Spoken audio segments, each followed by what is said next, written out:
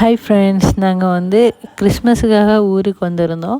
வந்தப்போ சரி ஃப்ரெஷ்ஷாக மீன் சாப்பிட்லான்னு ஆசையாக இருந்துச்சு. ஸோ கன்னியாகுமரி ஹார்பருக்கு போனோம். ஹார்பர்னாலே எல்லாருக்கும் தெரியும், ஏலம் தான் விடுவாங்க மீனை. நிறைய மீன் கொண்டு குமிச்சு வச்சுருந்தாங்க.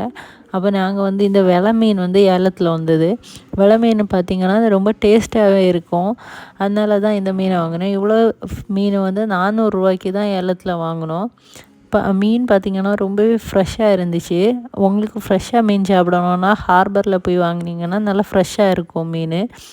அதே மாதிரி பார்த்திங்கன்னா இதை ஃபஸ்ட்டு ஃபெதர்ஸ் எல்லாம் கட் பண்ணணும். கட் பண்ணிவிட்டு மேலே இருக்க ஷெல்ஸ் எல்லாம் எடுத்ததுக்கப்புறம் நம்ம மீனை பீஸ் போடணும்.